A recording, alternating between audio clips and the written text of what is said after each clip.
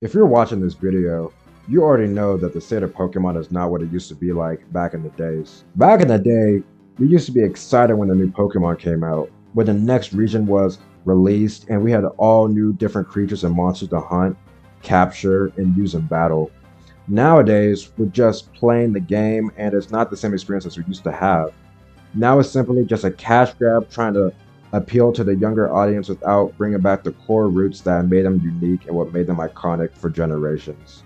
And I just want to expose the truth and understand what went wrong here. How did we went from such greatness to such trash and such unappealing, quick cash grabbing money filled bonanza that is the future of Pokemon? So first I want to start off with what made these old games good, the original Pokemon games from Red pretty much all the way up to, I would say, Black and White 2. You could argue maybe X and Y and some of the other 3DS games. But I'll get into that more later in the video with the more modern games. I'll get on my take about those games specifically. But when I used to play some of the Pokemon games such as Soul Silver, Platinum, Black and White, and Black and White 2, those games had some of the best gameplay that I think I've ever played on any console, period. I mean, from the different arcs of villains and the citizens fighting for control in the games such as Black and White 2 per se, versus going against Team Rocket and Soul Silver where they're trying to take over the world and control Pokemon. It's just such good stories that make so many meetings and so many different lessons that you can contribute towards life and how we should understand and respect creatures and such. As well as the gameplay of some of these games, I mean, especially for their time and the limitations on such as like the DS and 3DS. How they were able to switch up the genre with each and every new Pokemon game that came out, from sprites and the different moves adding color now, to utilizing the DS and the 3DS's power by starting to add 3D images and 3D sprites. It's truly something unique that should have been never taken advantage of when it was there, because when they were creating such new objects and new images, right? They were trying something new that hasn't been done, at least in their series yet. And they didn't know how it would conspire and how it would transform. But when we see it, we're taking it for granted. We're appreciating it. Some of us are appreciating it, at least. Some of them were taking it for granted compared to what happened to later modern games. And we need to understand that even with these basic and some might argue low quality graphics compared to what we have now, but these premier graphics that came out at the time that they came out were considered good. They still hold up to this very day, and the game is still playable. There's barely any glitches to my knowledge. There might be a few here and there that you can abuse, but for the most part, you're not really abusing any glitches. You have to actually still plan out your attacks, especially if you're playing something like Platinum or Diamond and Pearl was in the center region. You have to go against Cynthia, which I will get on the champions real quick here. The champions in a lot of these regions, whether you beat them on the first try or not, excluding Cynthia, because I'm pretty sure for a lot of people, Cynthia, that took a few tries there. She was a bit of a challenge, and we weren't ready for that. We weren't ready for that for sure. But these champions, they still made sure that you had to be leveled up. You had to understand what you were going against, or if you didn't know what you were going against, you had to make sure you were prepared for anything. And you had to utilize what made the game unique depending on whatever region you were playing and their core mechanics in order to beat them, right? And I just, real quick as well, after hearing about these champions and what made the gameplay good with all these trainers and what made them challenging, I just want to play some of the music as well as some of these games as well, because the music from these games are iconic. You go back 10, 15 years ago, and they're still playing music from these time periods and these eras and years from the 2000s. Now in YouTube videos now, they're still playing them in the background. They're still playing about them in other games too. Sometimes when people are playing other gameplays, they're making compilations of them still. If they're still making compilations of music from 10 plus years ago, then you know that there's something right. So real quick, I just want to play some music from this time period.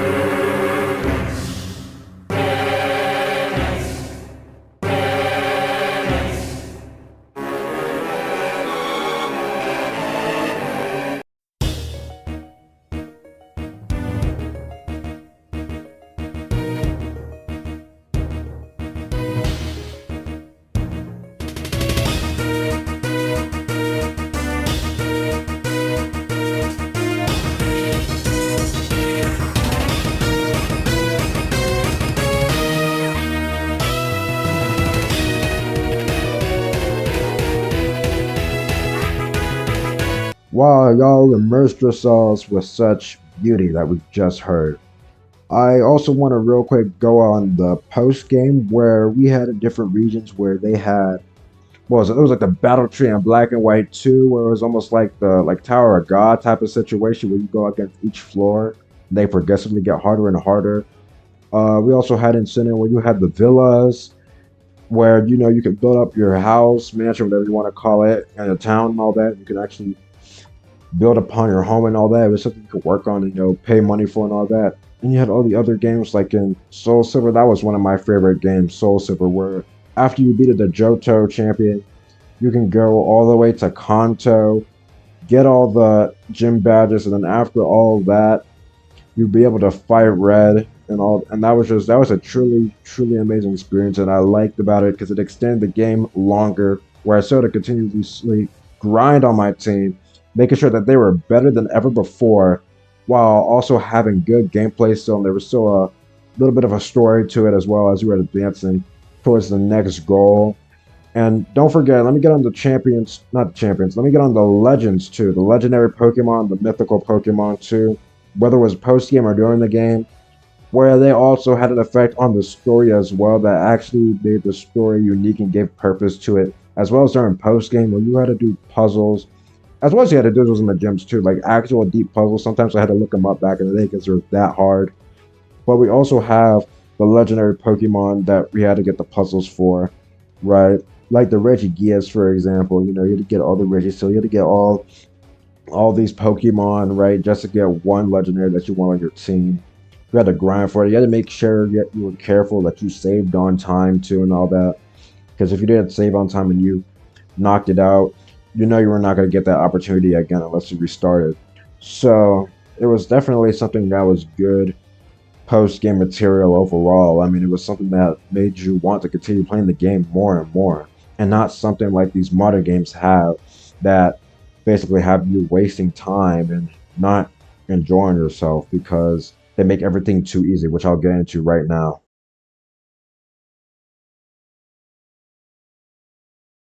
All right, and now let me get started with what's ruining the modern games now. So I'll kind of start off with like some of the last bit of like the 3DS games. So I'll kind of go a bit on games such as Omega and Ruby here. Um, those games were not actually bad. I would argue these were some of the last good Pokemon games, and I guess I could kind of argue Sun and Moon a little bit, but I wouldn't consider Sun and Moon as good as Omega Ruby. I'll say Omega and Ruby, they're like the last good Pokemon games, really. But one of the issues I had was when they started to make the games easier.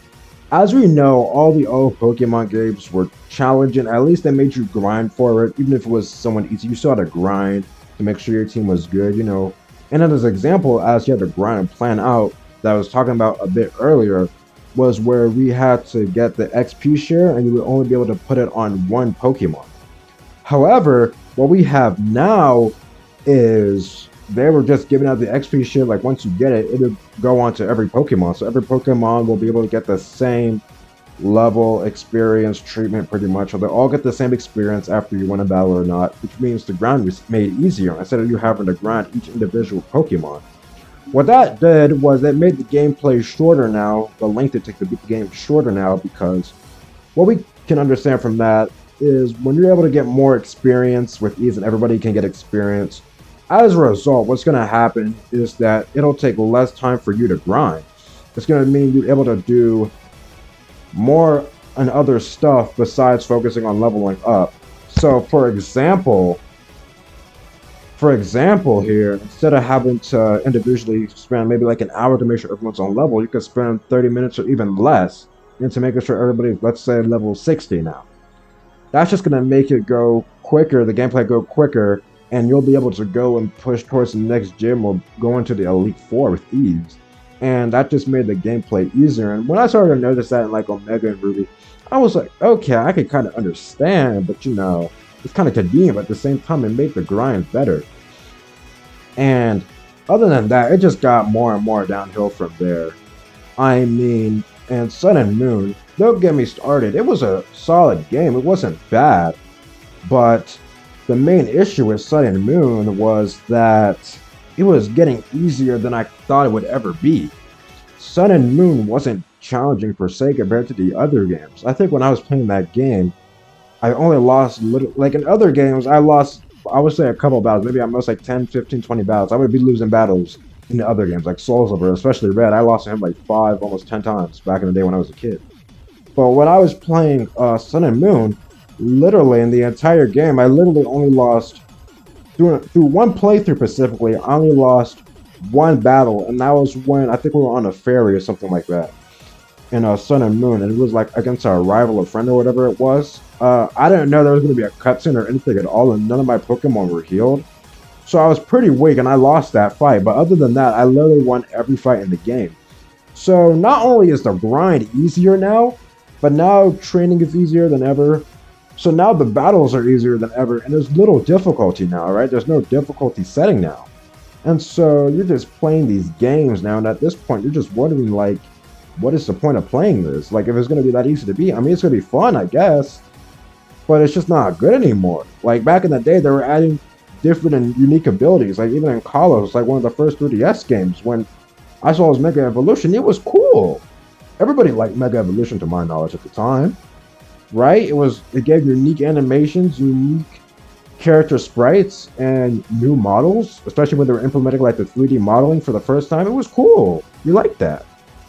But now they were just making new and not even new content, to be honest. We're just making whatever content they want to at this point. They just want to make it easy. So it said, hey, you know what? It was good to grind back in the day, but let's just throw this easy stuff here. Here you go. Easy leveling up, easy training. And instead of having to work and grind, all you can do is just pretty much just play the game with ease. It might as well have been a visual novel because of how easy it was. There was no challenge to it at all.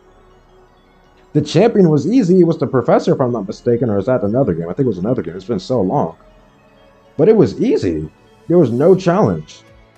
Like, I was like, is this a visual novel? Am I reading a book? Like, what is this? I'm just walking around, only playing to catch the legendaries. That was the only exciting thing about it. Catching the legendaries and the Z moves. That was it. That was the only cool thing about the game. Other than that, there was nothing unique, nothing special about it. And after that game, they had Ultra Sun and Moon. I didn't play it, and I don't really have much to say about it. I think it was pretty much it's like Black and White 2, but I think it was worse because there wasn't really much of a change compared to Black and White 2. I would say there's a bigger change in Black and White 2, but in Ultra Sun and Moon, to what I remember, to what I saw, there didn't seem to be much of a difference. I think they only had they had a few more of the I think like mythical Pokemon in there. I don't remember their names, but it was like Tampoko, something like that. I'll probably pull it up on screen or something like that. But there wasn't much special there about Ultra Sun and Moon that would make me want to get it, so I never bothered with it. And I know y'all might be wondering about how I can criticize the modern games that are on Switch if I don't even own a Switch. If y'all didn't know, I don't own a Switch. Thankfully, my younger sister owns a Switch, and she actually owns both. I believe she owns Sword, and then she also has, I think, Violet as well. So shout out to my little sister. Shout out to her for giving me what was wrong with those games, because I wouldn't know what I would be talking about from here, but I just knew they were not good at all from some of the stuff I saw online, but I just didn't have any proper information that I could give. But my sister did here. So I'm going to start off here with Sword and Shield. One of the first things she said was it had a very uninteresting story. Now, I should have did a little bit more research on this, I'm not going to lie. So I don't even know the exact story on what was Sword and Shield about specifically, but I do remember it was something in I think it was like based on like Britain or something like that, and I think Scarlet is based on France or something like that. I could be wrong there. I might put like an edit here, but I'll see.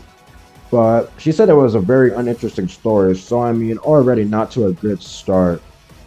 She also said that they had an underwhelming wild area.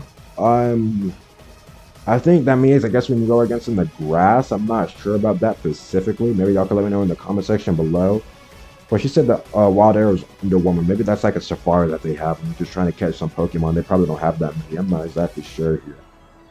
The next thing here, and I do have a little information on this here. She said post-game content isn't great. Having to pay money to get access to the other half of the post-game. I mean, if you have to pay money on DLCs, which I do want to, let me start this off here, let me say this, right? And the other games, like other previous games I was talking about, you could argue maybe Black and White 2 and like Ultra, Sun and Moon. You could argue those were DLCs. But at least they were like actual separate games though, right?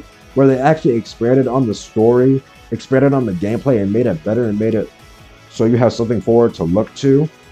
But here in Sword and Shield and this new concept where after you develop a game, right, you have a release date, whether it's polished or not, you can just throw it out on the market because you'll be able to fix it. It doesn't matter. You'll be able to fix all the glitches over time instead of having to release and finish product at launch.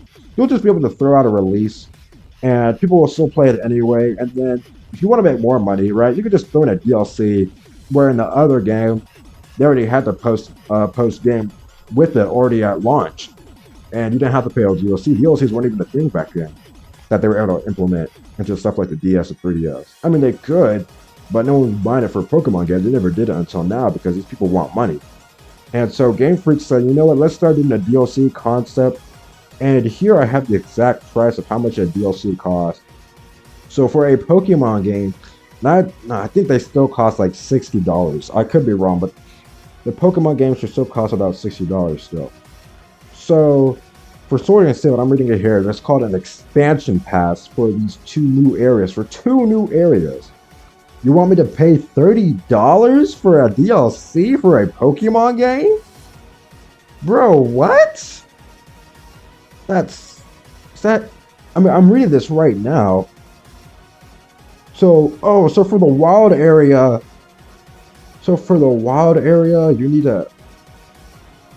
you need to be able to reach a certain station, and then you have to have access to the wild area just so you can be able to use the DLC. And I read this as well. The DLC is about 6 hours in length. Or if you want to complete at least 100% of it, I guess you have to spend maybe up to 27 hours. What? For $30? So basically you're paying $1 for almost an hour of gameplay if you're trying to complete it 100%. But if you're just trying to beat it, it's only going to take 6 hours? What? That is not even a steal. You're getting ripped off. And like stuff like that is so stupid and ridiculous. Like, why would I, as an original Pokemon fan, be expected to pay for a DLC, let alone a DLC that will cost $30? There's cheaper DLCs that are like $5. They're less money than that. That is stupid. I would never pay that much money for a DLC, and they're just trying to get money off of y'all. It's just not right. I don't think that's right at all. And then we're on to the latest one as of the making of this video, October 21st, 2023, which is Pokemon Scarlet and Violet. As I already reiterated in the beginning, I don't have a Switch, but my sister does and has played all the latest Pokemon games on here. Pretty much what she's saying here is you have to pay more money for the DLC. And I just looked it up as well. It's called the Tail Mask or something like that. Or it's only part one of the DLC. I think they're having 2 DLCs. I think the first DLC here is almost $35 now. I mean, come on, man. Like, I mean, what is going on here? Like, is no one questioning why they're doing this? Why is there $35 for a DLC for a Pokemon game? Why is that a thing? I hope someone in the comment section below can help me understand why is that a thing. Why are you paying money for a DLC? Why is this not in the game when you buy it already? How did we go from having a post-game in the original to having to pay money to play post-game material, to play more of the game, right? When I could understand that they've never done this before, right? And they just wanted to give you more content with the DLC. I could understand that now, especially in the modern time. But if they've been doing it since the start of the Pokemon series, pretty much, when they have a post-game, why would I have to pay money for it now? And $35, almost a little more than half the price of the game? Come on now. My sister also said that they have a lack of post-game content without DLC, which, I mean, I could understand if they don't have post-game material, but if you've always had post-game material, it shouldn't cost $35. It shouldn't be that much, especially if your game's not that good, which I'll get into. My sister also says terror raids are a disaster in her opinion. Now, I had to look up what a terror raid is, because I did not even know that's a thing, or what that even is. And it looks like, how do I describe this? It looks like, not a battle royale, I think I've seen her play a bit of it, talking about like 7 stars and all that. I think it's like almost like a PvE where you like have all like if you have like some Pokemon, I'll probably put some gameplay up here. You have like some Pokemon, I guess, like that you own, I guess, or you're playing with other people, I'm guessing, right?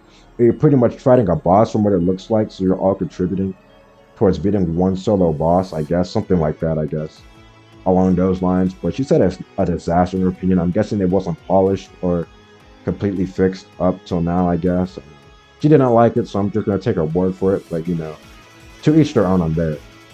Now she also has here that some glitches make the gameplay unplayable. Now I did hear about this, and as a matter of fact, I had to look up on YouTube, right, on like what some of these glitches look like. And the fact that there's a bunch of compilations, the one I have pulled up here and I'll put it up on screen, has over 500,000 views. If you have a bunch of videos that have pure compilations that are 10 plus minutes long of the glitches from your game, something's not going on right.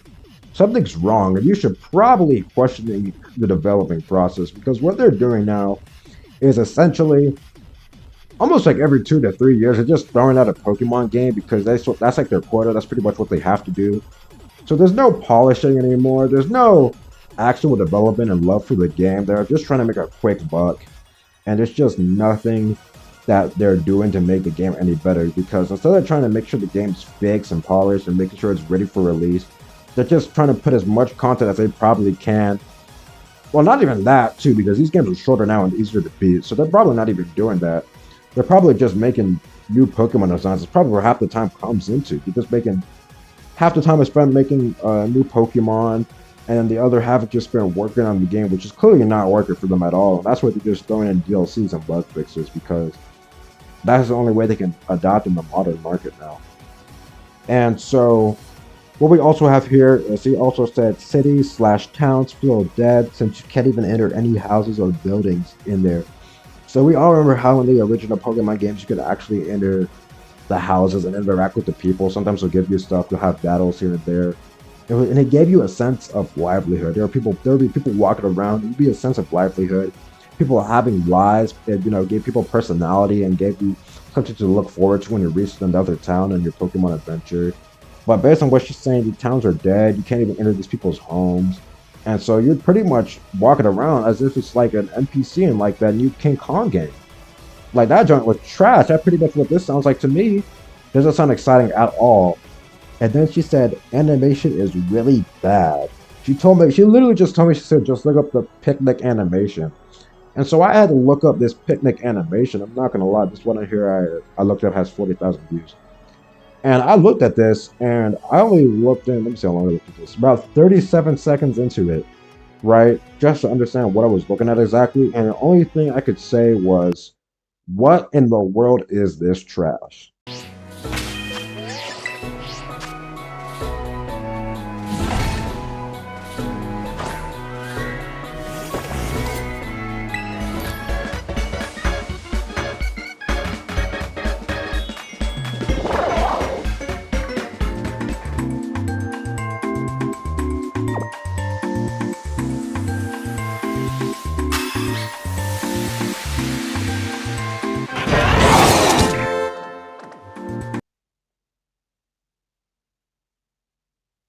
Like what is this nonsense? What is this trash? Like they actually looked at this animation, right? They knew it wasn't polished. They knew it wasn't fixed. They knew it looked worse than a Roblox game from 2013. And not only did they leave it in the game, I'm pretty sure they have yet to fix it, yet to update it, yet to even polish it and make it look better. I understand the Switch is not a very powerful device, but if that looks like something that could probably be on the DS, bro, you're not doing something right. Okay, that's unacceptable for a multi-billion-dollar company that's making bank off of children, off this generations-long franchise. I mean, that's purely unacceptable. That you can't have that for a Pokemon game. You can't have that for a game period in 2023, 2022 when it came out. That's not right. That's a ripoff. I'm sorry, that's a ripoff. I mean, if the animation's like that and every and that's about the entire game. And my sister here said animation is really bad, and she just gave me one type of animation for example. I mean, what's going on? Like, what's going on behind the scenes? Like, we need to question what they're doing to this franchise now. They're having a set quota to make as much money as possible, and instead of making a good quality game like they used to do for the last several years, right? They're taking advantage of the new gaming market, the new gaming industry, and how everybody's just throwing out games with glitches, not any patches at all. Everybody's trying to make a DLC. Everybody's trying to make a quick buck. They're trying to make a quick buck themselves, right? While you, the gamer, you, the customer, you're gonna pay for it because you love Pokemon and you know there's no other game like it on the market, at least built up to this standard. Like, I'm gonna be sorry, y'all. Digimon's not on this level yet. Come on now. Digimon is not on Pokemon. I'm sorry. Y'all might say it's better. And arguably, maybe now it probably is. But unfortunately for them, I mean, Pokemon's been here for way too long now. They've took over the market. There's nothing you can do about it unless you eventually build up your own. Because I mean, you might as well. Somebody might as well build their own Pokemon style type of game. You know, because clearly these companies are just trying to utilize you as the customer. They're trying to take all the money they can from you while they're throwing out this trash that they're going to sell to your children or you might buy it yourself. And they're just going to keep making bank off it because at the end of the day, the marketing is too strong, the merchandising is too strong. And at the end of the day, instead of accepting any type of accountability whatsoever, they'll say, they'll buy it anyway. We'll still make our mills, we'll still make our billions. Oh well, there's nothing we can do about it. And so we need to be asking the real questions like, what is Game Freak doing? What are they doing to this genre? What are they doing to this franchise? Because this is unacceptable. This is not going to end well for them if they keep producing this trash. Unless people still buy it. In that case, it'll just never, ever end. And so I just want to conclude with the message that while Pokemon used to be good, while they used to be unique, having bright, creative ideas that revolutionized their genre and made Japanese RPG what it almost is today, and what actually helped Nintendo as well, being a mainstream company towards gaming, we have to understand that this company, Game Freak and Nintendo, at least in terms of Pokemon, they're taking huge steps backwards in the wrong direction. And instead of making a good quality game that they used to be making for years to come, they're instead releasing trash that you, the consumer, is still going to buy while there's no end in sight towards them making any type of improvements, making gameplay better. And unless something is done about it, we're just going to have to accept this reality. But there's one thing we can do, and that's with our pockets. Essentially, stop buying these games. You have to stop buying the merchandise. I know it's going to be hard for some of y'all. Some of y'all, it's going to be really hard to do. But you just have to stop buying the games, stop buying the merchandise. You could probably watch your anime, you know, because I don't think they make much money off of anime except for maybe from advertising, maybe something like that. So if you stop buying their trash pretty much and let them know that these games are not up to par what we used to have, right? I guess what I would say here to fix these games, especially, I'll speak on from what it was from the 3DS specifically. My sister would probably say the same thing too, but make the games harder, right? Make it more challenging, like how they used to be back in the day, right? If we're gonna at least throw a DLC to it as well, I want to say this. First of all, it should not be $30. That's ridiculous now. Don't make it $30. Make it at least maybe like $5. Make it more affordable. And because if the game's gonna be only like 6 hours long for post game, I mean, it shouldn't be $30. That's just stupid. I'm gonna be honest, right? So make a better post game even without a DLC. If you're gonna make a DLC, like I said, make sure it's actually worth what it's worth. I also said make the gameplay harder. Make sure the story is compelling, right? Make sure that the game is what it used to be, right? Like, we just want a good Pokemon game again. We just want something that my children could play and they'll be like, wow, this is what you used to play back in the day? And I'll be like, yep, these were the good old days. These were the days where Pokemon was truthfully good. They were at their peak. And hopefully that's the way things will stay.